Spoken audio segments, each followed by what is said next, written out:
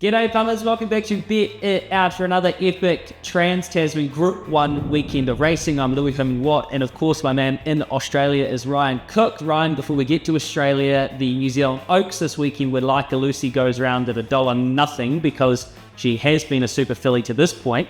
So let's park that and get straight to the meaty stuff at Rosehill, kicking off with the George Ryder. Yeah, g'day Louis. I think I want to be in the corner of Chow Wolf here, who has a bit of a disrupted prep leading into this race, but I do think 1500 metres is the key to him coming off those last couple of runs. Clearly the Canterbury wasn't the right race for him last time out, but I like him over this trip. He should get back nice and early and launch late, and I just think this is the perfect revenge story as well, given what's been said in the media over the last week. I think Joe Pride lines him up here and he's ready to win. I think it's the best Group 1 of the autumn so far, and it might be the best form race for the autumn moving forward as well. Chow Wolf and Buckaroo will be savaging the line.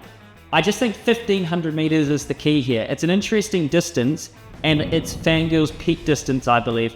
J-Mac is on another level. He can get a horse anywhere from any draw, and I think she'll be close enough to unleash that turn of foot, and she'll be running down a Royal Patronage, maybe a Gringotts. I think she'll get there in the last 100 metres, so it's Fangirl for me. What about the babies and the Golden Slipper? About 1,000,000 chances, right? Yeah, this is probably one of the most wide open editions of the Slipper we've had for a while. I'm going to side with Bjorn Baker. I'm going to have an each way play on Within the Law. I really hate the gate. I think that's probably going to be very difficult for her, but if she gets forward nice and early, maybe lands just off the speed, I think she'll be tough to hold out. Her form has been really superb during her short career. Her only real blemish was that runner-up effort a couple of runs back, but like I said, looks to be good early speed on paper, and that'll set up very nicely for her. With so many chances, as you say, I think barrier draws are really important here, and I think Skyhook is a horse that's going to be able to jump, be close enough. His win last weekend was so progressive. You just saw the penny drop when he went, oh, I can actually go really fast. And I love that progressive nature for a 2-year-old.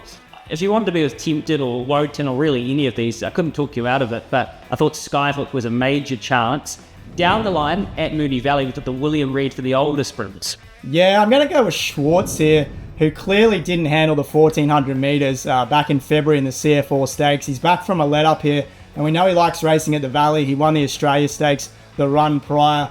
2 solid trials, though, leading into this race that he's won down in Sydney, so he looks like he's ready to rock and roll. Look, Jimmy Starr's going to be all the rage naturally for his Oakley Plate win, but I'm going to be with the horse I was with in the Oakley Plate. She's Bulletproof, because I thought she was fantastic then, and she might get the tactical advantage here. I think Willow will slide forward. Jimmy Starr might end up buried back on the rail, which is not where you want to be at the Valley, obviously.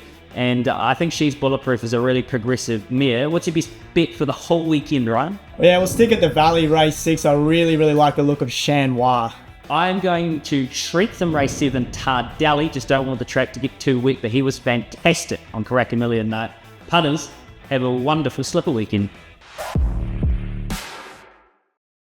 What's gambling really costing you? For free and confidential support, call the number on the screen or visit the website